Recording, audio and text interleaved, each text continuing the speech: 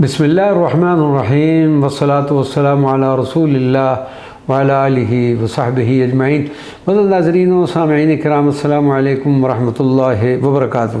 سیدنا حمزہ رضی اللہ تعالیٰ عنہ کی ہمشیرگان سیدنا حمزہ کی 6 بہنیں تھیں۔ حصول برکت کے لیے ہر ہمشیرہ کا مختصراً تذکرہ پیش کرتے ہیں۔ سیدت برہ بنت عبد المطلب سیدنا حمزہ کی ہمشیرہ، رسول اللہ صلی اللہ علیہ وسلم کی پھوپھی، ایک نیک کردار خاتون تھی۔ شعر و ادب میں خاصا شغف رکھتی تھی اور فصاحت و بلاغت میں خصوصی کمال حاصل تھا۔ اپنے والد سیدنا عبد المطلب کی وفات پر اشعار کہے۔ سیدت بیضاء بنت عبد المطلب سیدنا حمزہ کی ہمشیرہ، رسول اللہ صلی اللہ علیہ وسلم کی پھوپھی اور ایک صاحب علم و ادب خاتون تھی۔ شعر و ادب کے حوالے سے بھی ان کا بلند مقام و مرتبہ تھا۔ آپ کی کنیت حکیم تھی۔ آپ کی شادی کریز بن ربیعہ سے ہوئی، جن سے اولاد بھی ہوئی۔ اپنے والد گرامی کے وصال پر طویل غمزدہ اشعار آپ نے منظم فرمائے۔ سیدت امیمہ بنت عبد المطلب یہ سیدنا حمزہ کی ہمشیرہ، سرکار دو عالم صلی اللہ علیہ وسلم کی پھوپھی حضرت عبداللہ بن جحش، زینب بن جحش اور حمنہ بنت جحش کی والدہ تھی اور صاحب علم و فضل شخصیت تھیں۔ آپ ایک نامور شاعرہ بھی تھیں اور آپ نے بھی اپنی باقی ہمشیرگان کی طرح اپنے والد گرامی سیدنا عبد المطلب کی وفات پر طویل اشعار کہے۔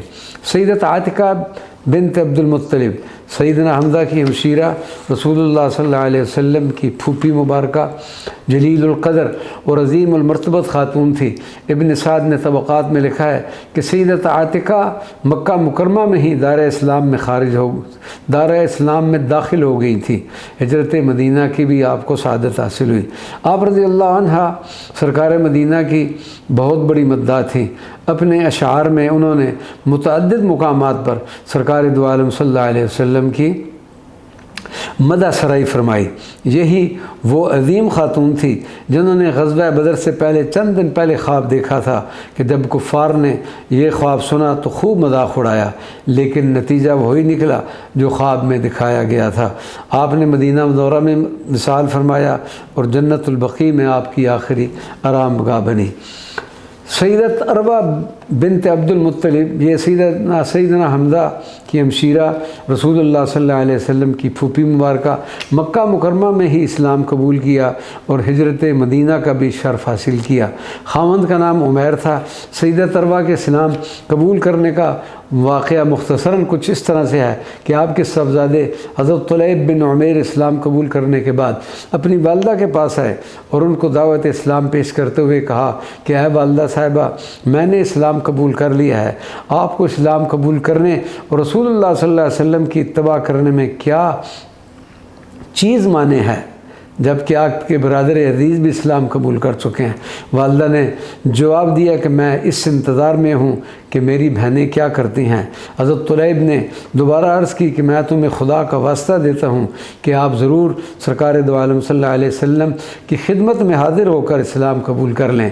بیٹی کی فریاد سن کر ماں کا دل نرم ہو گیا اور کہا کہ میں گواہی دیتی ہوں کہ اللہ کے سوا کوئی اور معبود نہیں اور محمد الرسول اللہ صلی اللہ علیہ وسلم اللہ کے رسول ہیں، اور مسلمان ہو گئیں۔ سیدت عروہ بنت عبد المطلب بھی اپنی باقی بہنوں کی طرح اچھے شعر کہا کرتی اور اس فن میں آپ کو درجہ کمال حاصل تھا۔ سیدت عروہ نے بھی اپنے والد سیدنا عبد المطلب کے وصال پر کثیر اشعار کہے۔ سیدت عروہ بنت عبد المطلب نے سیدنا عمر فاروق رضی اللہ تعالیٰ عنہ کے دور خلافت میں وصال فرمایا۔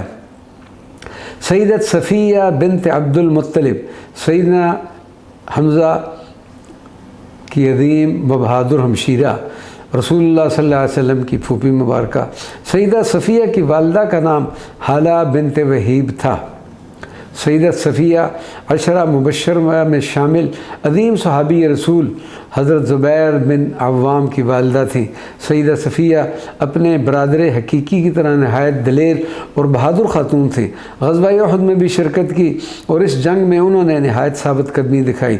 ایک موقع پر جب مسلمانوں کا لشکر بکھر گیا تو یہ اکیلی کفار پر نیزہ چلاتی رہیں، یہاں تک کہ سرکار دو عالم صلی اللہ علیہ وسلم نے ان کو اس بے پناہ بہادری پر سخت تعجب ہوا۔ آپ صلی اللہ علیہ وسلم نے ان کے صاحبزادے زبیر سے فرمایا، اے زبیر، اپنی ماں کی بہادری کو تو دیکھ کہ بڑے بڑے سردار بھاگ گئے اور بڑے بڑے بہادر ان سے منہ چھپاتے پھر رہے ہیں، مگر وہ چٹان کی طرح کفار کے نرغے میں ڈٹی ہوئی ان سے لڑ رہی تھیں۔ سیدت صفیہ بنت عبد المطلب کا وصال شریف مدینہ منورہ میں ہوا اور جنت البقیع میں آپ آرام فرما ہیں۔ وما علینا الا البلاغ المبین۔